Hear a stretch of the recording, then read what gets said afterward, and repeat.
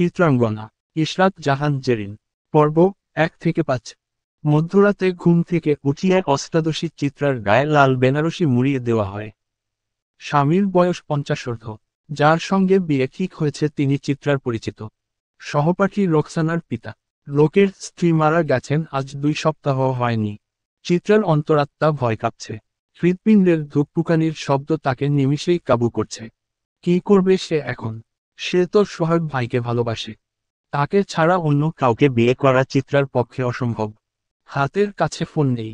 মামি তাকে একটু আগেও এককাল কথা শুনিয়ে জলদি শাড়ি পরতে বলে গেছেন। আচ্ছা, সোহাগ ভাইয়ের রুমে গিয়ে তাকে জানিয়ে আসলে কি এই বিপদ হতে লোকটা তাকে রক্ষা করবে? হ্যাঁ, রক্ষা না করে কোথায় আবার যাবে? শত হলেও তারই তো প্রেমিক সোহাগ ভাই। ভাবতে না ভাবতেই মামি হুড়মুড়িয়ে আবার রুমে আসেন। সঙ্গে তার বড় ছেলের বউ মারিয়াও। মুখপুরি, তুই এখনো বইসা আছো তো? তোর আম্মারা আয়সা বুঝি তোরে তৈয়ার করব। মার্জিয়া বেগম গর্জে উঠলেন। দয়া করে এমন করো না মামি। আমি ওই লোককে বিয়ে করতে পারবো না। আমি ওই লোককে বিয়ে করব না। দয়া করো। ঘরের সব কাজ আমি আরো ভালো করে করব। তাও রহম করো মামি, রহম করো। চিত্রা মার্জিয়ার পা ধরে আর্তনাদ করে। তবে এহেন আর্তনাদ মার্জিয়ার হৃদয় ছুঁয়েছে বলে মনে হয় না। চিত্রাকে পাশ কাটিয়ে মারিয়ার শাড়িটা ছুঁড়ে মারে তার মুখের ওপর। তাচ্ছিল্যের স্বরে বলল, নাটক কইরা লাভ হইব না। আম্মা আপনি ওরে ধরেন। আমি শাড়ি পরাই। ভাবি, ভাবি আমি আপনার পায়ে পড়ি। আমার সঙ্গে এমন অন্যায় করবেন না। মারিয়া ধাক্কা মেরে নিজের পা সরিয়ে নেয়। আবারও বলে উঠল, সব অন্যায় খালি আমরা করি আর তুমি তো দুধে ধোয়া তুলসী পাতা। এই বাড়ির কাজে বৈশা আর কতকাল খাইবা? পরিবারটারে তো ধ্বংস কইরা ফেলাইছ। শেয়ানা মায়া হইয়া ঘর জুইরা ধাপাইয়া বেড়াও। আমার জামাইটারে তো বশ করবার পারো নাই। তাই এখন সোহাগের পেছনে লালাইয়াছ। তোমাগো মতো মায়া মানুষে আমার খুব ভালো কইরা চেনা আছে। যার বাপ মায়ের ঠিক ঠিকানা নাই তার আবার কিসের হেদাম। মারিয়ার নোংরা কথায় চিত্রার ভিতরটা জ্বলে পুড়ে উঠল। শত্রু আসলে জানে তার দুর্বল দিকটা কোথায়, তাই তো বেছে বেছে সেখানেই বারবার আঘাত করে।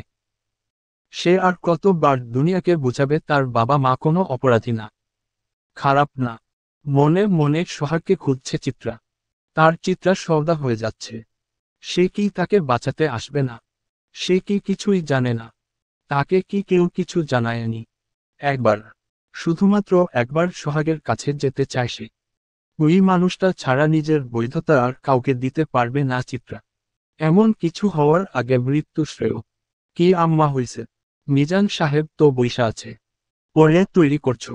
দরজার ওপাশ থেকে মার্জিয়ার বড় ছেলে মাহাদি হাত ছাড়ল।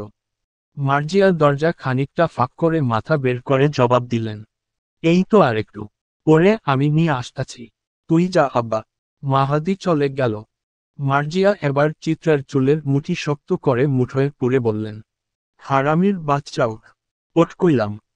বসার ঘরে 5-6 জন পুরুষ মানুষ বসে আছে।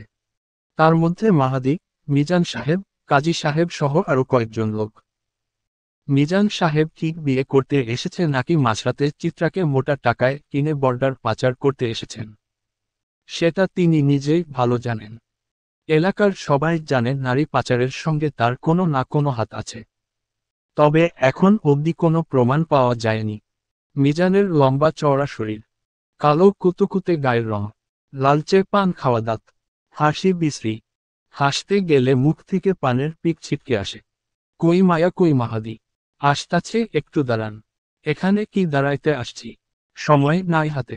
এই মায়ার বদলে কিন্তু মোটা টাকা দিচ্ছি, সেইটা ভুইলা যায় না। মাহাদি একটু বিরক্তি নিয়ে চিত্রার রুমের দিকে তাকায়। হুট করে রুমের দরজা খুলে যায়। ভেতর থেকে বেরিয়ে আসে লাল শাড়ি পরা একটা মেয়ে, মাথায় ঘোমটা। মারিয়া শক্ত করে চিত্রার বাহু ধরে আছে। চিত্রার ফর্সা মুখখানা কাঁদতে কাঁদতে লাল হয়ে ফুলে উঠেছে। এখনো চোখ দিয়ে জল গড়িয়ে পড়ছে। চিত্রা একবারটি চোখ তুলে দেখার চেষ্টা করল, তার সোহাগ কোথায়? কেন সে এখানে নেই? বুক মুচড়ে আসছে তার। চিত্রাকে বাসানো হলো সোফায়। মামা কোথায়? দুচোখ একটিবার মামাকে খোঁজার চেষ্টা করল। সে কি তার চিত্রাকে রক্ষা করবে না?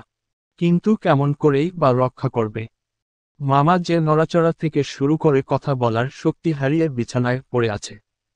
চিত্রার কষ্ট তার বাবার নজর হয়তো ঠিকই কাড়ে। মাঝে মাঝে চিত্রার অসহায় মুখটির দিকে তাকিয়ে দুচোখ থেকে জল গড়িয়ে পড়ে মঞ্জুর কাদিরের। হইছে এমনে তে অনেক দেরি হইয়া গেছে। কাজী সাব জলদি বিয়া পড়ান। বউ নিয়ে আমারে আবার আজকেই কুমিল্লা যাইতে হইব। রাইতেই রওনা হইমু, বলল মিজান। মিজানের কাঁধে হাত থেকে পাশ থেকে আরেকজন লোক বাঁকা হেসে বলল, কি মিয়া, বিয়া কইরাই কুমিল্লা কেন যাইবা? বাসর করবা না? নাকি আগের মতন এখন আর জোর নাই? হো হো করে লোকটি হেসে উঠেন। পাশে বসে থাকা বাকিরাও হাসেন। যেন একটু আগে খুব গর্ব হওয়ার মতো কথা হয়েছে এখানে। চিত্রার ঘৃণা লাগছে। বাবার বয়সে একটা লোকের সঙ্গে তার বিয়ে, তাও আবার হুট করে এমন মাঝরাতে। লোকটাকে দেখেই মনে হচ্ছে আস্ত একটা লম্পট। শাড়ির ওপর দিয়ে চিত্রাকে কেমন করে চোখে গিলে খাচ্ছে। কাজী সাহেব নড়ে চড়ে বসেন বিয়ে পড়ানোর জন্য। মাহদি একবার আর চোখে চিত্রার দিকে তাকান। একটু আগেও ঘর থেকে মেয়েটার আহাজারি শোনা যাচ্ছিল। মুহূর্তেই কি এমন হলো যে এতটা নিশ্চুপ হয়ে গেছে?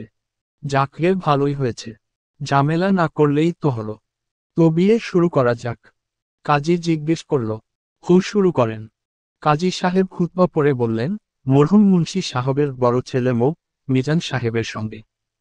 কাজী সাহেব হঠাৎ থমকে গেলেন। সদর দরজাটা একেবারে ভেঙে ফেলার মতো শব্দ করে কারা যেন দরজায় আঘাত করছে। সবাই ভয় পেয়ে যায়। মাঝ রাতে কারা হলো?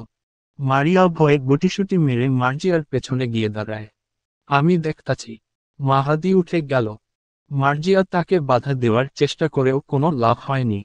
দরজা খুলতেই বেশ কিছু লোক ঘরে ঢুকে পড়ল।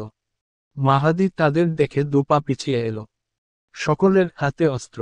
ডাকাত নাকি ওরা? এবার সকলের ভেতর ভয় যেন বাসা বেঁধে বসল। হঠাৎ ছেলেগুলোর পেছনে থেকে সুঠাম এক সুপুরুষ এগিয়ে এলো। স্যুট প্যান্ট পরিহিত। মিজান সাহেব লোকটাকে দেখে কেন জানি আটকে উঠল। সোফা থেকে এক ঝটকায় উঠে দাঁড়ালো। চিত্রা এখনো বুঝতে পারছে না এখানে কি হচ্ছে। তবে নতুন কোনো বিপদের যে উদয় হয়েছে তা খুব ভালো করেই বুঝতে পারছে সে। ছেলেগুলো সোফা থেকে সবাইকে সরিয়ে দিয়ে ভালো করে তা মুছে দিল। লোকটা এসে সোফায় বসে পায়ে পা তুলল।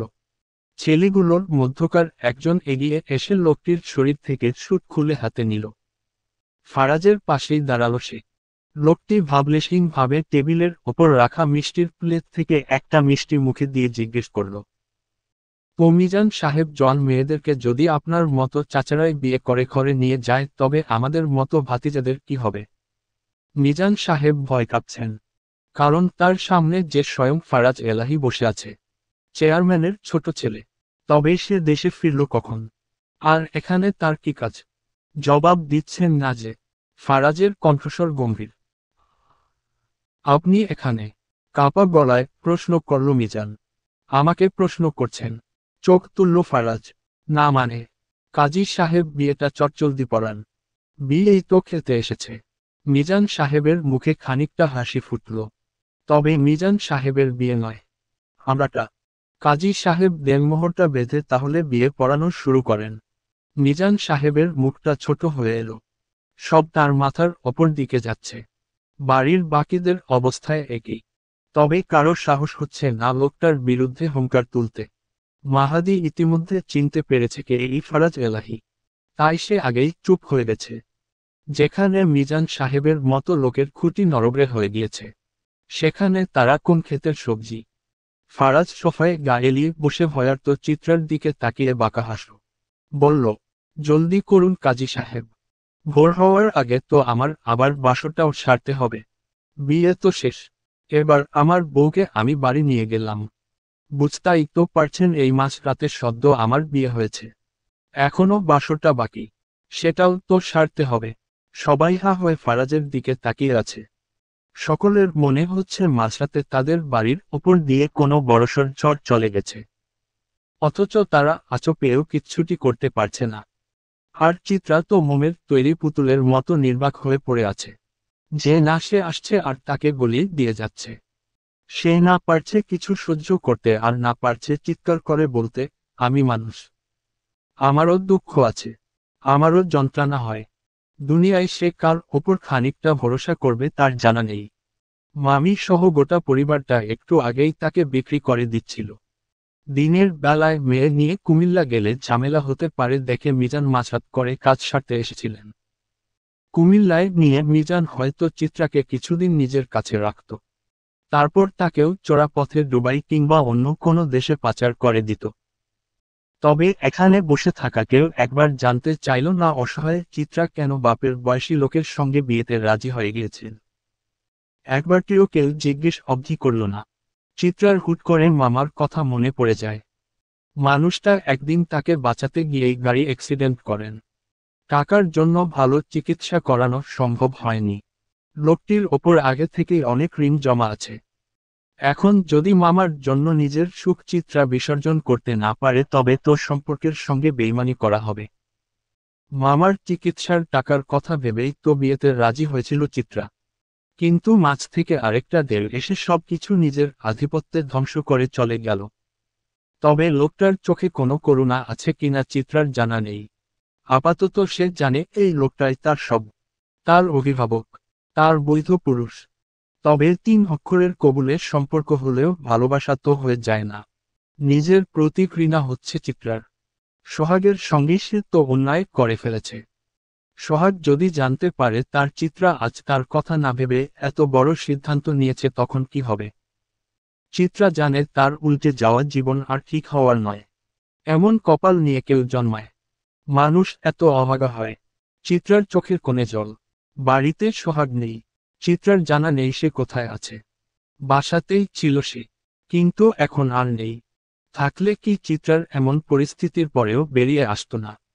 গাড়িতে উঠার আগে মামাকে শেষবারের মতো দেখতে চেয়েছিল চিত্রা, তবে ফারাজ এলাহি দেখতে দেয়নি। তার হাতে নাকি সময় নেই। অন্ধকার রাতে হাজারো স্মৃতি মোড়ানো বাড়িটিকে একবার নয়নভরে দেখল সে। তারপর শাড়ি সামলে গাড়িতে উঠে বসল। ফারাজের কালো মার্সিডিজ, আগে পিছে আরো 2টি গাড়ি। অস্ত্র হাতে দাঁড়িয়ে থাকা লোকগুলোকে সেসব গাড়িতে উঠে বসল। গাড়ি ছেড়ে দিল। চিত্রা জানে না তার গন্তব্য কোথায়।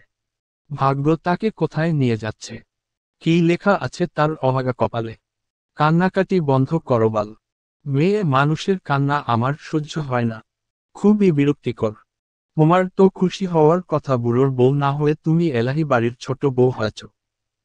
ফারাজের টানটান গলার স্বর। চিত্রা আঁচল দিয়ে চোখের জল মুছে ফারাজের দিকে তাকায়। জিজ্ঞেস করে, আপনি কে? আমাকে বিয়ে করলেন কেন? ফারাজ হাতের সিগারেটটায় শেষ টান দিয়ে জানালার গ্লাস নামিয়ে টোকা মেরে অন্ধকার অজানায় ছুঁড়ে ফেলে। কপাল চুলকে জবাব দেয়, কৈফিয়ত জিনিসটা আমি বড্ড অপছন্দ করি। ফার্দার আমায় এভাবে হুটহাট প্রশ্ন করবে না মিসেস এলাহি। আর আমি কে সেটা জানানোর জন্যই তো বিয়েটা করলাম। তোমারও তো জানার হক আছে তোমার স্বামীকে।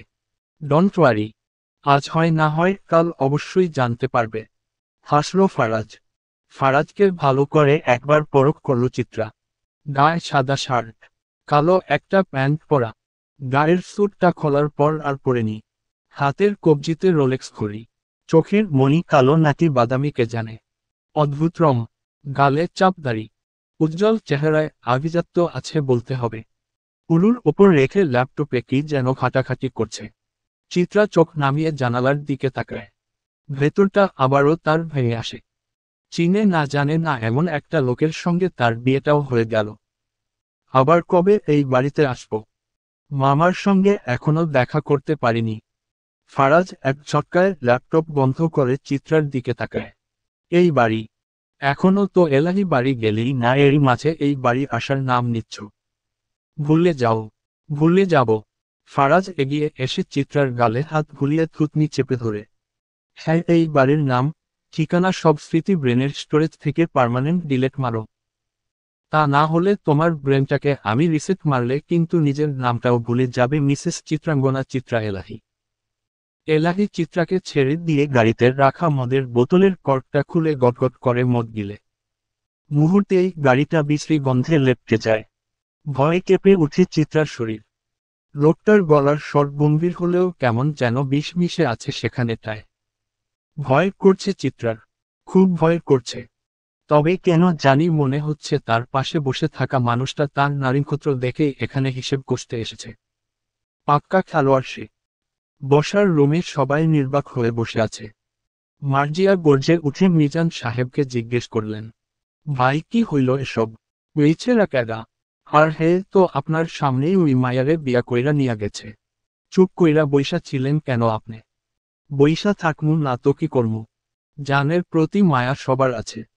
এলাহি বাড়ির পোলার বিরোধিতা কইরা কি মারা খাইমু নাকি?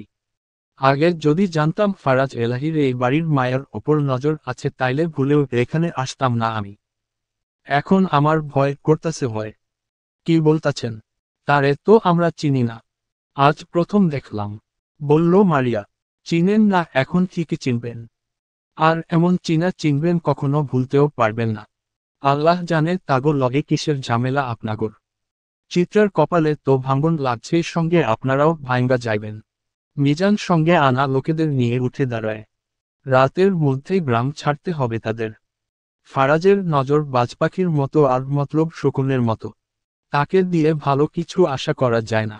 কখন কোন দিক দিয়ে মারবে বুঝে ওঠাও দায়।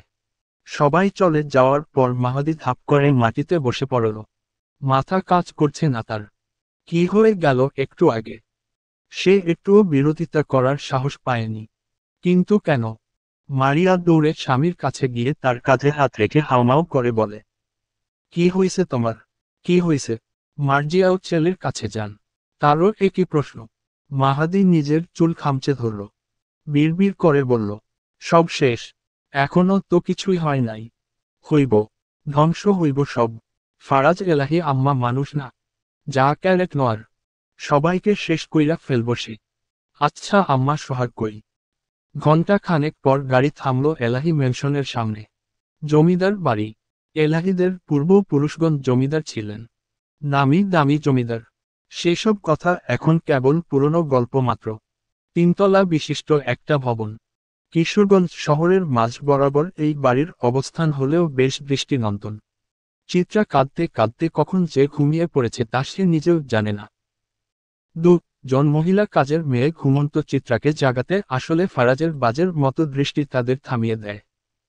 ফারাজ সবাইকে ধীর গলায় বলে, ওর ঘুম যদি কারোর শব্দে ভাঙে তবে এখানেই পুঁতে কবর দিব। কারোর আর সাহস হয়নি ঘুমন্ত চিত্রার ধারে কাছেও ঘেরার। ফারাজ আস্তে করে চিত্রাকে পাজা কোলে তুলে নিঃশব্দে সিঁড়ি বেয়ে দোতলার ঘরটায় যায়। দোতলার সবচেয়ে বড় ঘরটা ফারাজ এলাহির। যদিও এই বাড়িতে তার কম, বরং ঢাকায় অবস্থিত ফারাজ নিবাসে তার বেশি থাকা হয়। আর বাংলাদেশ ফারাজ থাকেই বা কতদিন? বিদেশেই তো তার সব কাজ। সেখানেই তার আসল বসতি। ফারাজ চিত্রাকে বিছানায় শুইয়ে দিয়ে দরজার ছিটকিনি লাগিয়ে গলার নেকটাইটি খানিকটা দিলে করে ডিভানে পা ছড়িয়ে বসল। হুইস্কির কর্কটা খুলে গ্লাসে ঢেলে নিল কিছুটা। তাতে দুই এক টুকরো আইস কিউব ছেড়ে দিয়ে এক চুমুকের সবটা গিলে ফেলল। চিত্রা নিজেও কি জানে সে এমন গভীর ঘুমে কি করে মগ্ন হল। জানে না। আর ফারাজ তাকে না জানালে সে জানতেও পারবে যে গাড়িতে ফারাজ তাকে যেই পানির বোতলটা দিয়েছিল তাতে স্লিপিং ড্রাগস মিশ্রিত ছিল। তবে সামান্য একটুখানি। ক্লান্ত শরীর ছিল বলে ড্রাগস চিত্রাকে ভালোই জব্দ করেছে। ফারাজের চোখ চিত্রার ধবধবে ফর্সা পেটের দিকে যায়। শাড়িটা সরে যাওয়াটাতে পেট দেখা যাচ্ছে। ফারাজ সিগারেট জ্বালিয়ে চিত্রার দিকে এগিয়ে যায়। বাম হাতে তার হুইস্কির বোতল। চিত্রা তখনও ঘুমে বিভোর। ফারাজ কিছুক্ষণ চেয়ে থেকে দেখল চিত্রাকে। নিষ্পাপ একটা চেহারা। অভাগীদের শাস্তি হওয়াও ভালো না, আর বেশি দয়ালু হওয়া তো মোটেও না। তোমরা সুন্দররা আসলে একটু বেশি বোকা। নিজের কবর নিজে খুঁড়তে বেশ পটু। ফারাজ ঝুঁকে পড়ে চিত্রার ওপর। এত শান্তিতে তোমাকে কি করে ঘুমাতে নেই বলো? যেখানে তুমি নিজেই আমার ঘুম বরবাদ করে ঘুমাচ্ছ। ফারাজ হুইস্কির বোতল কাত করে ঘুমন্ত চিত্রার মুখের ওপর ঢেলে দেয়। ঘুমন্ত চিত্রার ধরফিয়ে জেগে ওঠে। মুখ বুক সব ভিজে গেছে। ওহ সরি ডার্লিং, গ্লাস ভেবে তোমার মুখে ঢেলে দিয়েছি। I mean whisky. শাড়িটা বদলে আসো। চিত্রার ঘুম এক নিমিষেই হাওয়া। কাশতে কাশতে জীবন শেষ। কি বাজে গন্ধ। উটকো একটা বাজে গন্ধ। চিত্রা আবারও কান্না করে উঠল। আমাকে ছেড়ে দিন। দয়া করে আমাকে ছাড়ুন। আমি চিরকৃতজ্ঞ হয়ে থাকব। ওমা বউ আমার এসব কি বলে? আমি তো তোমাকে এখনো ধরলামই না। আমি ধরলে তো টিকতে পারবে না সোনা। আর কৃতজ্ঞতার কথা বলছো? ফারাজ এলাহির ওসব ছোটলোকি জিনিসের ওপর কেন ইন্টারেস্ট নেই? ওসব তোমার কাছেই রাখো। I don't need all this. I just want you. Faraz নেকটাইটা খুলে শার্টের বোতামে হাত দেয়। চিত্রার দিকে যতটা ঝুঁকা যায় ঠিক ততটা ঝুঁকে। চিত্রার ভয় করছে। কে বাঁচাবে তাকে? এই লোকের শরীর ছোঁয়ার অধিকার কিছুতেই দিতে পারবে না চিত্রা। মনে মনে একবার সোহাগ বলে চিৎকার করল সে। দয়া করুন, প্লিজ। ওই একটা জিনিসই আমি করতে জানি না। দয়া, my foot. I just hate this. প্রিয়তমা কাম হেয়ার। ফারাজ এলাহি গা থেকে শার্ট খুলে চিত্রার শাড়ির ওপর হাত বাড়াতে গেলেই চিত্রা ছিটকে দূরে সরে যায়। ফারাজ বেপরোয়া হাসল। এই বউ, আমি তোমার সঙ্গে ছোটদের নয় বড়দের ছোঁয়াছুঁই খেলতে এসেছি। কাম। আচ্ছা তোমার বয়স কত? মানে আমি ভার ছেড়ে দিলে আমার লোড সামলাতে পারবে তো? চিত্রা আরেকটু পিছিয়ে জবাব দিল। 18। একটু বেশি ছোট হয়ে গেলে না? হাইট এত কম কেন তোমার? ছোটবেলায় বুঝি চেটে চেটে হরলিক্স খাওনি? হাসতে হাসতে ফারাজের হাত কখন যে চিত্রার শরীর অবধি চলে এসেছে তা চিত্রা বুঝতেও পারেনি। সামনে যেই মানুষটা আছে সে তার স্বামী। তার স্ত্রীর প্রতি একটা হক আছে। তা চিত্রা ভালো করেই জানে। এখানে চিৎকার চেঁচামেচিও করা যাবে না। নিষেধাজ্ঞা করলেও অভিশাপ জুটবে কপালে। চিত্রা চোখ মুখ খিচে গাপটি মেরে বিছানার চাদর খামছে ধরে। ফারাজ চিত্রার কাপা ঠোঁটের স্পর্শে নিজেকে সঁপে দিতেই এগিয়ে আসে। তবে ঠোঁটে ঠোঁট রাখার আগ মুহূর্তে ফোনের শব্দে তার মেজাজ বিগড়ে যায়। কপাল কুঁচকে সে বেডসাইড টেবিলের ওপর থেকে হাত বাড়িয়ে ফোনটা নিয়ে রিসিভ করে। মুহূর্তেই তার মেজাজ তুঙ্গে উঠে যায়। গায়ে শার্ট জড়িয়ে জলদি সে উঠে পড়ে। চিত্রা বুঝতে পারছে না হঠাৎ কি হলো। তবে খারাপ কিছু একটা যে হয়েছে তা সে হাড়ে হাড়ে উপলব্ধি করছে। যদিও খুশি খুশি লাগছে কারণ ফারাজ এলাহির হাত থেকে তো নিস্তার পাওয়া গেছে। এত খুশি হওয়ার প্রয়োজন নেই। আমি ছাড় দিয়েছি এর মানে ছেড়ে দেইনি। সময় হলে আরো নির্মমভাবে তোমায় ধরব। তখন তুমি ঝড়ে পড়বে যেমনই ঝড়ে ভরে শিউলি। আন্ডারস্ট্যান্ড? ফারাজ রুম থেকে বেরোনোর আগে চিত্রাকে আরেকবার হুঁশিয়ার করে। যেমন ভাবে রেখে যাচ্ছি তেমন ভাবেই যেন এসে পাই। আই রিপিট, যেমন ভাবে রেখে যাচ্ছি তেমন ভাবেই যেন এসে পাই। হাতে আমার সময় নেই। এসে তো আমাকে বাসরটাও সারতে হবে তাই না? আসার সময় তোমার জন্য পেইন কিলার নিয়ে আসব। বুঝতেই তো পারছো আমার 30 বছরের কামনা এক রাতে সহ্য করা তোমার পক্ষে অত সহজ হবে না। কিন্তু চিন্তার কিছুই নেই, আমি আবার মানুষকে অভ্যস্ত করে তুলতে পারদর্শী। জানোই তো মানুষ আবার অভ্যাসের দাস। অভ্যস্ত হলে সব সহ্য করতে পারে। অন্ধকার রাত। মিহি চাঁদের আলো। ট্রলার ধীর গতিতে ব্রহ্মপুত্র নদের ওপর দিকে ভেসে যাচ্ছে। নদী থেকে পানির কেমন যেন একটা উৎকট গন্ধ নাকে আসছে। ভোর হতে এখনো অনেকটা সময় বাকি। রাতের অন্ধকারে নদীর জলকে দেখতে কেমন কালো আর ভয়ঙ্কর দেখাচ্ছে। ট্রলারে আধমরা একটা লোক পড়ে আছে। দুজন যুবক তাকে আবার শক্ত করে ধরে রেখেছে। লোকটার ডান হাত আর বা পা দুটো কেটে টুকরো করে তার সামনেই বিছিয়ে রাখা হয়েছে। শরীরে শক্তি নেই। এত বছর ধরে কামাই করা রক্তগুলো চোখের সামনে গলগল করে বেরোচ্ছে। তবে লোকটার চোখ ফেলে সেই দৃশ্য দেখার শক্তি নেই। শক্তপুক্ত একটা তাগড়া পুরুষ লোকটার সামনে এসে দাঁড়ায়। সাদা একটা পাঞ্জাবি পরিহিত সে। গলায় তার কালো রঙের মাফলার ঝুলানো। লম্বা চওড়া আকর্ষণীয় সুঠাম দৈহিক গঠন। লোকটি তার বাপা আধমরা ব্যক্তির ডান হাতের কাটা অংশে কষে একটা চাপ দেয়। আহত লোকটার মুখ থেকে ভোঁতা গোমানির শব্দ বেরিয়ে আসে। চিৎকার করার মতো শক্তি তার শরীরে আর বেঁচে নেই। কোন হাত দিয়া মাল চুরি করছো শ্রেশালা? ডান হাত দিয়া। কিন্তু ওইটা তো আমি কাইটা ফেলাইছি। না না, মনে হয় বাম হাত দিয়া মাল চুরি করছোস। শুনছি তুই নাকি আবার বা হাত দিয়া গিলোস। নিশ্চয় মালটাও বা হাত দিয়াই সাবার করছোস। মাফলার পরা লোকটি তার পেছনে দাঁড়িয়ে থাকা 27-28 বছরের যুবক বিল্লালের দিকে হাত বাড়ালে সে একটা রামদা এগিয়ে দেয়। লোকটি এবার উঠে দাঁড়ায়। চারিদিকে একবার চোখ বুলায়। কি অদ্ভুত সুন্দর হয় রাতের পরিবেশ। স্মিত হেসে ঘাড়ে হাত বুলায় সে। তারপর এক ঝটকায় রামদা দিয়ে লোকটির বাম হাতে একটা কোপ বাসায়। আহত লোকটি এবার আল্লাহ বলে একটা চিৎকার করে, কিন্তু তাতে কারো কোনো ভ্রুক্ষেপ নেই। লোকটা একটা সিগারেট ধরিয়ে বড় করে টান দেয়, ধোঁয়া ছেড়ে দেয় নদীর বুকে। নিজের সাদা পাঞ্জাবিটা রক্তে গটগট করছে। সেই রক্তের দিকে লোকটি তাকিয়ে বলল, বাহ, তুই আমার মাল চুরি করস, তোর কইলজাটা না দেখলে কি চলে? তোর কইলজাটা দেখনের খুব শখ আমার। বিল্লাল, লম্বা রাম দাওটা দে তো, যেইডা নতুন আনছি। আমি তার কইলজাটা দেখমু, কত বড় কইলজা তার। না দেখলে কি চলে ক? দে, জলদি দে। লোকটা হাতের সিগারেটটা অন্ধকার নদীতে ছুঁড়ে ফেলে আধমরা লোকটির দিকে তাকায়। লোকটাকে চেপে ধরে রাখা ছেলেদের মধ্যকার একজন তার চুলের মুঠি চেপে ধরল। তারপর সামনে দাঁড়িয়ে থাকা ব্যক্তিকে জিজ্ঞেস করল, আগে কইলজা বের করবেন নাকি খোদার নামে জবাই দিবেন? ছি ছি, চোরে কেউ খোদার নামে জবাই দেয়? পাপ রাখবো শালা।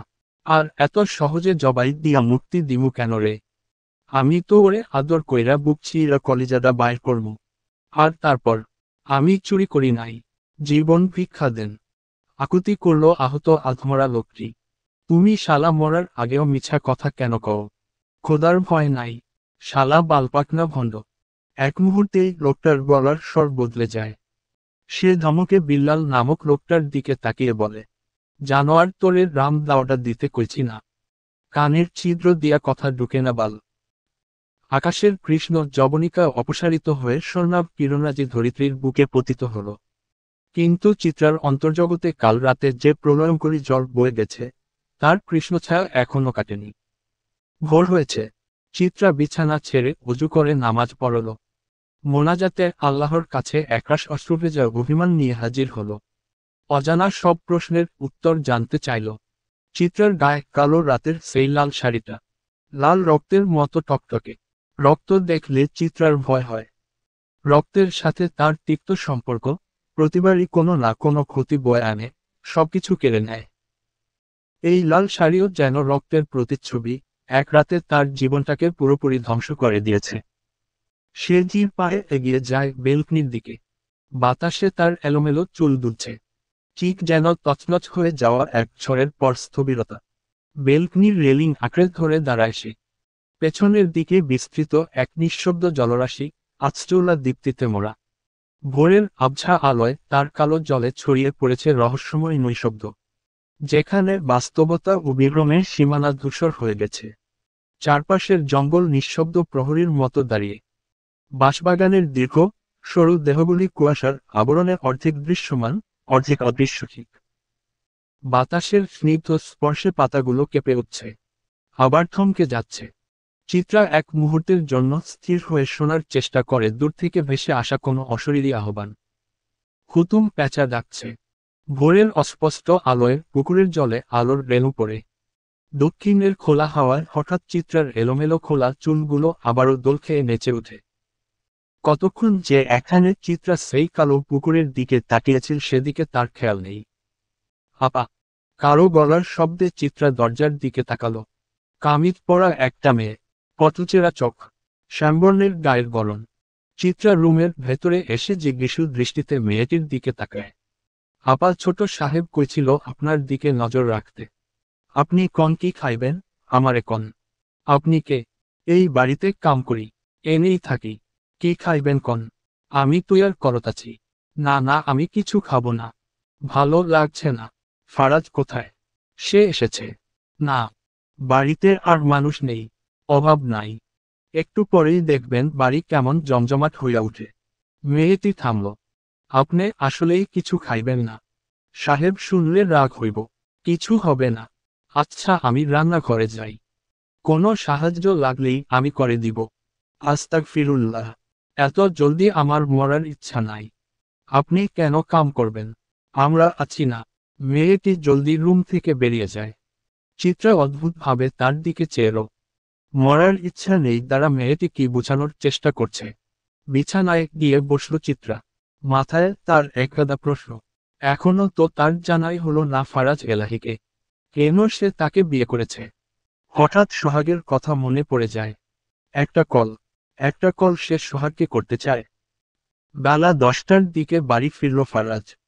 রুমে ঢুকে দেখল চিত্রাকে যেমন ভাবে সে রুমে রেখে গিয়েছিল তেমন ভাবেই বসে আছে সে। গায়ে সেই শাড়িটাই, বিছানায় গুটি মেরে বসে আছে। ফারাজের ঘরটা বাকিদের থেকে অন্যরকম ভাবে সাজানো। তার যেসব জিনিস বেশ পছন্দ তাই দিয়ে নিমজ্জিত। বিছানার ওপর একটা শাড়ি পরে আছে। ফারাজ সেদিকে একবার তাকিয়ে চিত্রাকে প্রশ্ন করল, শাড়িটা দেওয়া হয়েছিল তাহলে পরকি কেন? চিত্রা নিচের দিকে তাকিয়ে জবাব দেয়, আপনি না বলেছিলেন যেভাবে রেখে যাব সেভাবে যেন এসে পাই, তাই নিজেকে বদলায়নি। দেখুন, চেয়ে দেখুন বিক্ষিপ্ত চিত্রাকে। ডার্লিং, তুমি কোথাও বলতে জানো? আমি নিচে যেতে চেয়েছিলাম, যেতে দেওয়া হয়নি আমাকে। কেন জানতে পারি? চিত্রার গলায় অভিমান। আরে এমন কড়া কড়া প্রশ্ন করছো কেন? তুমি না নতুন বউ, লজ্জা পাও একটু? পাও না? লজ্জা পেতে বুঝি লজ্জা লাগে? এতক্ষণ পর তোমার স্বামীটা বাড়ি এলো, তোমার তো লজ্জায় রংধনু হওয়ার কথা ছিল। কিন্তু তুমি তো শোনা একটা জংলি বিড়াল। লজ্জা কি ছোটবেলায় দুধের সঙ্গে গুলিয়ে খেয়ে ফেলেছিলে নাকি? ফারাজ আলমারি খুলে নীল রঙের একটা শার্ট আর সাদা প্যান্ট বের করে বিছানার ওপর রাখল। হঠাৎ চিত্রার চোখ যায় ফারাজের ডান হাতের বৃদ্ধা আঙ্গুলির দিকে। সেখানে ব্যান্ডেজ করা। চিত্রা উঠে এসে ফারাজের সামনে গিয়ে দাঁড়ায়। জিজ্ঞেস করে, হাতে ব্যথা কি করে পেলেন? যাওয়ার সময় তো হাতটা কাটা ছিল না। ফারাজ তার হাতের দিকে তাকায়। পরক্ষণেই মুচকি হেসে জবাব দেয়, এগুলো ছোট্টকি ব্যথা। এসব ব্যথা আমার ভালো নাড়াতে পারে না। আমার আবার বড় সব আঘাত নিয়ে খেলার অভ্যাস। টান টান কণ্ঠস্বর ফারাজ এলাহির। দুনিয়ার সব জিনিসকেই দেখছি আপনার ছোট্টকি মনে হয়। তো আমার ছোট্টকে বউ করেছেন কেন? ভালোবাসার জন্য, নাকি উদ্দেশ্য ভিন্ন? ফারাজ খানিকটা অবাক হয় চিত্রার কথায়। কথার ধরনে কয়েক ঘন্টায় এত পরিবর্তন। মেজাজ খারাপ হচ্ছে তার। সে নিজেকে নিয়ন্ত্রণ করে, শান্ত থাকার চেষ্টা করে। খোঁসর থমকে থেকে জবাব দেয়, কি বললে? ভালোবাসার জন্য? তোমাদের মতো মেয়েদের ভোগ করা যায়, ভালোবাসা নয়। আমি তো শাড়ি পরতে জানি না। কি করে শাড়িটা পরব? মানে, একটু আধটু জানি, তবে নিজে পড়লে 99% খুলে যাওয়ার আশঙ্কা আছে। চিত্রা বিনা দ্বিধায় বলল, তুমি কি আশা করছো আমি সিনেমার নায়কদের মতো তোমাকে শাড়ি পরিয়ে দেব? সিরিয়াসলি বউ? ফারাজ ওয়াশরুমের দিকে গোসলের উদ্দেশ্যে পা বাড়িয়েও থমকে যায়। পেছনে ঘুরে পাথরের মতো থম মেরে দাঁড়িয়ে থাকা চিত্রাকে চোখ মেরে বলে, চলো একসঙ্গে ফরজ গোসলটা আদায় করে আসি বউ। ফারাজ থামল। জিহ্বায় মৃদু কামড় দিয়ে বলল, ওমা, ভুলিয়ে গিয়েছিলাম। আমি তো এখনো শুদ্ধতম, পবিত্র পুরুষ। তবে তুমি চাইলে এখনই এই পবিত্রতা বিসর্জন দিতে পারি। কি বলো, দেব নাকি? চিত্রা ভাবলেশহীনভাবে জবাব দিল, আমার নামাজে হয়তো কোনো ঘাটতি ছিল, তা না হলে কি আপনার মতো অসভ্য পুরুষ যুক্ত? ধ্যাত, আমার মুডের একেবারে আম্মা আব্বা করে দিয়েছি। এখন কিছু বললাম না, তবে পরে শুধু বলবই না, বরং অনেক কিছু দেখব, দেখাবো। আর ফারাজ থেমে বাঁকা হাসল। তারপর গুনগুন করতে করতে ওয়াশরুমে চলে গেল। চিত্রা নির্বাক চোখে চেয়ে রইল তার যাওয়ার পথে। লোকটাকে বোঝা চিত্রার জন্য দায়, তবে দায় তো হবেই। এতগুলো বছরে সে আজও নিজেকে ঠিক করে চিনতে পারল না, বুঝতে পারল না। সেখানে হুট করে জীবনে ঝামেলার মতো চলে আসা পুরুষটাকে কি করে বুঝবে সে? ফারাজ তৈরি হয়ে নেয়। নীল রঙা শার্টে লোকটাকে আকাশের মতোই অন্তহীন সুন্দর দেখাচ্ছে। চোখ মুখে আভিজাত্যের জৌলুস। লোকটাকে কোনো দিক থেকে বাঙালি খুব একটা লাগে না। বিদেশি কালচারটা তার রক্তে একেবারে খাপ খাইয়ে গেছে নিদারুণভাবে। চিত্রার গায়েও নীল রঙের একটা জামদানি শাড়ি। সকালে যেই মেয়েটাকে চিত্রা দেখেছিল সেই পরিয়ে দিয়ে গেছে। চিত্রার ঘোমটা মাথায় দেওয়া, ভেজা চুলগুলো খোপা করা। গোসল করেছে সে। ঠান্ডা পানি মাথায় ঢালার পর শরীরটা হালকা লাগছে, তবে হৃদয়ে সুখ দুঃখ হালকা হয়নি। আচ্ছা, ডাক্তাররা এত সব ঔষধ আবিষ্কার করেছে, তবে মনের দুঃখ নিরাময়ের ঔষধটা তারা কেন আবিষ্কার করল না? টাকার বিনিময়ে মানুষ দুঃখ নিবারণের ঔষধ কিনত। বিষয়টা তো মন্দ হতো না। ফারাজের সঙ্গে সিঁড়ি দিয়ে নামার জন্য পা বাড়ায় চিত্রা। ফারাজ থমকে একবার চিত্রাকে উপর নিচ ভালো করে পরখ করে বলল, ভেজা চুল খোপা করেছ? বুঝাও তো যাচ্ছে না তুমি যে গোসল করেছ। মানুষ তো পরে আমার পুরুষ তো নিয়ে গালমন্দ করবে। যদিও আসল কাজটা এখনো করা বাকি, তবুও ভাব তো আর ছাড়া যাবে না। অলওয়েজ ভাব নিয়ে থাকতে হবে, তা না হলে নিজেকে ছোটলোক মনে হয়। চিত্রার চোখ মুখে রাগের ঝলক স্পষ্ট। এমন ঠোটকাটা পুরুষ সে বাপের জন্মেও দেখেনি। এ তো ভাঙা রেডিওর মতো যেখানে সেখানে শুরু হয়ে যায়। ফারাজ হুট করে চিত্রার হাতে হাত রেখে বলল, এই যে, হাতে হাত রাখলাম। মনে রেখো, মৃত্যুর আগ অবধি এই হাত ছাড়ছি না। তবে আমার নয়, তোমার মৃত্যুর কথা বলছি। ফারাজ হেসে চিত্রার হাতটা আরো শক্ত করে চেপে ধরল। সিঁড়ি বেয়ে নিচে নামার জন্য পা বাড়ালো। চিত্রার চোখে মুখে অস্পষ্ট একটা ভয়। তবে সে প্রকাশ করতে পারছে না, কিংবা প্রকাশ করার মতো সাহস হচ্ছে না, তা খোদা ভালো জানেন। বাহিরে থেকে বাড়িটিকে পুরনো ধাঁচের লাগলেও ভেতরটা একেবারে অন্যরকম। আধুনিক আসবাবপত্রে সাজানো। পুরনো জমিদারি ভোজনকক্ষকে আধুনিকতায় মুড়িয়ে নাম দেওয়া হয়েছে ডাইনিং হল। তবে খারাপ লাগছে না। চারদিকে ভালো করে লক্ষ্য করলে এখনো পুরনো আভিজাত্যের অসংখ্য প্রমাণ পাওয়া যায়। চিত্রাকে দেখা মাত্রই একটা মেয়ে দৌড়ে এসে বলল, তার মানে তুমি আমার মিষ্টি ভাবি? দেখি দেখি একটু তাকাও। ভা। আরও কিছু বলতে গিয়েও মেয়েটি থামল। থামার যদিও একটা কারণ আছে। আর সেই কারণটা ফারাজের শীতল চাউনি। কি এমন ছিল ওই কোমল চাউনিতে যে মেয়েটা এমন থমকে গেল? চেহারায় ভয় ফুটে উঠল। ফারিয়া মুখটা ছোট করে একটু দূরে সরে দাঁড়ালো। ফারিসের ছোট বোন ফারিয়া। স্বামী নিয়ে এই বাড়িতেই থাকে। বয়স যদিও খুব একটা না। ফারাজ বাড়ির সদস্যের সঙ্গে চিত্রার পরিচয় করিয়ে দেয়। এই বাড়ির আসল কর্তা সুলেমান এলাহি। ফারাজের পিতা তিনি। এখানকার চেয়ারম্যানও। মানুষ তাকে মান্য করে চলে। নেহাত লোকটি ভালো মানুষ। ফারাজের বড় ভাইয়েরা আপাতত বাড়িতে নেই। মাছের আড়তে গিয়েছে। এলাহি পরিবারের মাছের ব্যবসা। তবে ছোটখাটো নয়, অনেক বড়। দেশে বিদেশে তাদের মাছের কারবার চলে। ফারাজের বড় ভাই রাজন এলাহি এবং মেজ ভাই রোশন এলাহি রাতেই কাজে বাহিরে গিয়েছিল, তবে এখনো ফিরেনি। ফারাজের মা রুমানা এলাহির সঙ্গে চিত্রার প্রথম সাক্ষাৎ বেশ ভালো হয়। রুমানা চিত্রার মতো বই ছেলের জন্য চেয়েছিলেন। তবে ফারাজের চাচাতো বোন নিরুপমাকে কেমন যেন গায়ে লেগেছে। খানিকটা আবার অভিমানীয়। খাবার টেবিলে নিরু ফারাজের গা ঘেঁষেই দাঁড়িয়েছিল। তবে কারোর সঙ্গে কোনো কথা বলেনি। এমনকি চিত্রার সঙ্গেও নয়। তাতে আবার চিত্রার কিছু যায় আসে না। তবুও চিত্রা সকলের মাঝে প্রথম সাক্ষাতে খুব একটা অস্তিত্ব বোধ করেনি। এ বাড়ির মানুষগুলো আসলেই বেশ মিশুক। কথায় কথায় তারা চিত্রাকে এমনভাবে আপন করে নিয়েছে যেন তাদের সম্পর্ক বেশ পুরনো। একেবারে সবাই ফারাজ এলাহির বিপরীত। বাড়ির পুরুষেরা খাবার টেবিলে বসেছে। পুরুষ বলতে আপাতত সুলেমান এলাহি আর ফারাজি এখানে উপস্থিত। খাবার টেবিল খাবারে ভরপুর। গরম গরম ঘিয়ে ভাজা পরোটা করা হয়েছে। ফারাজের খুব পছন্দ। চিত্রা কাচুমাচু হয়ে ফারাজের পাশে দাঁড়িয়ে আছে। সে কাজ করতে চেয়েছিল, তবে সবার এক কথা, নতুন বউ যেন কাজ না করে। বাড়িতে কাজের মানুষের অভাব আছে নাকি? তুমি দাঁড়িয়ে আছো কেন?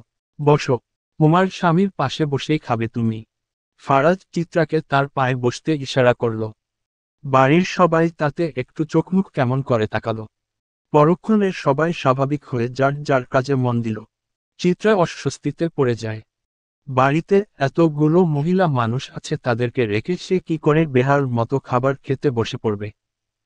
তাছাড়া রাজনের স্ত্রী নদী এই তো কিছুক্ষণ আগে চিত্রাকে বলেছিল এই বাড়িতে পুরুষেরা খাওয়ার পরই নারীরা খাবার খায়। বসো। গলা ভারী করে ফারাজ বলল। এ যেন শান্তভাবে হুমকি দেওয়া। আরে আম্মাজান, বসো বসো। ফারাজের পাশেই বসো। এই কে কই আছো তো? আমার বৌমারে খাবার দে। ঘরের লক্ষ্মী যেন অসন্তুষ্ট না হয়। সুলেমান এলাহির বিনয়ী কণ্ঠে চিত্রার বুকে ফাটল ধরল। তাকে কেউ এভাবে আম্মাজান বলে কখনো ডাকেনি। বাবারা বুঝি মেয়ের এতটাই আপন হয়? এভাবেই তারা আদরের রাজকন্যার সঙ্গে বুঝি কথা বলে। চিত্রা ফারাজের পাশে বসল। নদী ফারাজকে পরোটা দিতে গেলে ফারাজ নিষেধ করল। ভাত দেন ভাবি। ভাতের ক্ষুধা পেয়েছে। ঘিয়ে ভাজা পরোটাটি মিসের ফারাজ এলাহিকে দেন। নদী অবাক হল। বাপরে দেবর, আমার পুরোই বদলে গেছে। ফারাজ জবাব দেয় না। তার সামনে ভাত তরকারি সাজানো। ফারাজ খাবারের প্রতিটি পদকে একবার দেখল। বলল, কলিজা ভুনা কই ভাবি? সকালে যেই কলিজাটা এসেছিলাম ওইটা ভুনা করতে বলেছিলাম না, করেননি। নদী কিছু বলার আগেই মোহানা কলিজা ভুনার বাকিটা টেবিলের ওপর রাখল। বড় এক চামচ করে ভুনা তুলে দিল ফারাজের পাতে। আজকে আমি রান্না করেছি, খেয়ে মতামত কিন্তু অবশ্যই জানাবে। ফারাজ মোহানার দিকে তাকায়। স্লিভলেস একটা ব্লাউজ দিয়ে ফিনফিনে পাতলা একটা শাড়ি পরা, কোমর অবধি ছেড়ে রাখা কোকড়া চুলগুলো বেয়ে টুপুটুপ করে জল পড়ছে। ডাগর আখির নিচটা কালো কাজলে রাঙানো, ঠোঁটে রোজকার মতো মেরুন রঙের লিপস্টিক, কপালে টিপ। ফারাজ মুহূর্তেই চোখ নামিয়ে ভাত মাখতে শুরু করল। অনুভূতিহীন চেহারা তার। সে নিঃশব্দে বড় বড় লোকমা মুখে দিয়ে গিলেছে। দেখে মনে হচ্ছিল বিশাল কোনো কাজ করে এসে সে ক্ষুধার্ত, কিংবা বহুদিন ধরে খাওয়া হয়নি। চিত্রা নিজের খাওয়া রেখে ফারাজের দিকে তাকিয়ে থাকে। হাতের ব্যান্ডেজটা গোসলে যাওয়ার আগেই খুলেছিল। ক্ষত বেশ গভীর। সেই ক্ষত নিয়ে অনায়াসে ভাত খাচ্ছে। মোটেও যন্ত্রণা হচ্ছে না তার। মনে হচ্ছে এসবে সে অভ্যস্ত। চিত্রা খাবার গিলতে গিয়ে আর চোখে আরো একবার মোহনাকে দেখার চেষ্টা করল। অপরূপ সুন্দরী মহিলা, চোখ ধাঁধানো রূপ। এনি তাহলে রোশান এলাহির স্ত্রী। পুরোটা ভাত শেষ করতে পারল না ফারাজ। ফোন আসার সঙ্গে সঙ্গে ভাতে পানি দিয়ে চলে গেল। তবে যাওয়ার আগে রুম থেকে একটা ঔষধ এনে চিত্রার হাতে দিয়ে কড়া করে বলল, ব্যথার ঔষধ এটা। বলেছিলাম না আসার সময় এটা নিয়ে আসব। তোমার শরীরে ক্ষতচিহ্নর অভাব নেই, যন্ত্রণা হয় তাই না? এটা খেয়ে নিও, ব্যথা সেরে যাবে। চিত্রা আরো একবার অবাক হলো। মানুষটার মধ্যে কি এমন আছে, তাকে নিয়ে এত কৌতূহল কেন জাগছে? এই মনে হয় লোকটার লজ্জা শরম নেই, আবার এই মনে হয় লোকটা একটা নরপিশাচ। তবে এখন মনে হচ্ছে লোকটার ভেতরে কিছু তো একটা আছেই। চিত্রা বেলকনির রেলিং ধরে দাঁড়িয়ে সেই পুকুরের কালো জলের দিকে তাকিয়ে আছে। চোখে তার জল টলমল করছে। যে করেই হোক তাকে একবার হলেও বাজিতপুর যেতে হবে। সোহাগের মুখোমুখি হতে হবে। কেন সোহাগ সেদিন তাকে বাঁচাতে আসলো না জবাব চাই চিত্রার। কার কথা ভাবছ? চিত্রা ঘাবড়ে যায়। ঘাড় ফিরিয়ে মোহানাকে দেখতে পায়। ভাবি আপনি? তোমার স্বামীর ঘর, না মানে তোমার ঘরে আসা মানা বুঝি? ছি ছি, কি বলছেন ভাবি এসব? মোহনা কালো জলের দিকে তাকিয়ে নিঃশ্বাস নিংড়ে দিয়ে বলে, এই বাড়িতে বিড়ালের অভাব নেই। মাছ দেখলেই হুমড়ি খেয়ে পড়ে। ওসব বিড়াল থেকে তুমিও সাবধানে থাকবে। বুঝোই তো বুনো বিড়াল, কখন আবার মাছ ভেবে তোমার ওপর আক্রমণ করে বসে। তখন বাঁচা মুশকিল হয়ে যাবে। লাশ কি করমু ভাই? আগে লাশের পেট ফুটা করবি, তারপর 8 মণ ইট বানবি লাশের গায়ে। দড়ি যেন প্লাস্টিকের হয়। ইটের গায়ে ফুটা করা আছে না? যে আছে ভাই। ইটের ফুটা দিয়া ভালো মতো ধরি ঢুকাইবি, যাতে ইট সহজে ছুরিটা না যায়। কাজটা মনোযোগ দিয়া করবি কইলাম। যদি কোনো ভুল হয় তাইলে তোর পেট কাইটা মেঘনা নদীতে ভাসাইয়া দিমু। কথাটা মগজে ভালো কইরা ঢুকাইয়া রাখো। লোকটা ফোন কাটতে যেও কাটল না। আবার বলল, নারায়ণগঞ্জে নিয়ে ফেলবি, আজকের রাতের মধ্যেই। লাশ যেন পচে না। লাশের পচন পছন্দ না আমার। দরকার হইলে লাশে আপাতত বরফ দিয়া রাখো। আর যা করবি সাবধানে। লোকটি ফোন রাখল। মুইন একটা ফাঁকা ঢোক দিল। সে এখানে নতুন এসেছে। এখনো কাজের অনেক কিছু তার শেখার বাকি। পাপ কাজের সঙ্গে জড়ানো সহজ, তবে জড়িয়ে গেলে এসব ছেড়ে বেরিয়ে আসা কঠিন। মুইন সব জানেও এখানে এসেছে। তার আব্বা সদর হাসপাতালের ভর্তি। চিকিৎসার জন্য টাকার প্রয়োজন। আব্বার জন্য মুইন সব করতে পারে। জীবনের ঝুঁকি নিয়ে সে এখানে এসেছে। এভাবেই তো আর সে মরে যেতে পারে না। তাদের কর্তা, তাদের নেতা এখন ট্রলারে নেই। সে রাতের বেলা আসেন, ভোরে আবার চলে যান। গুরুত্বপূর্ণ কাজ ছাড়া আসেনও না। তবে মাঝে মাঝে আবার হুট করে তার আগমন ঘটে। মুইন ব্রাশে পেস্ট লাগিয়ে দাঁত মাজতে মাজতে লুঙ্গি গিট ঠিক করে। এখন তার কাজ নেই, কাজ সব রাতে। এখন সে সোজা হাসপাতালের যাবে, তার বাবাকে দেখতে। সঙ্গে ছোট বোনটাকেও দেখে আসবে। মা মারা যাওয়ার পর ছোট বোনটা সব একা হাতে সামলেছে। কখনো কোনো আবদার করেনি।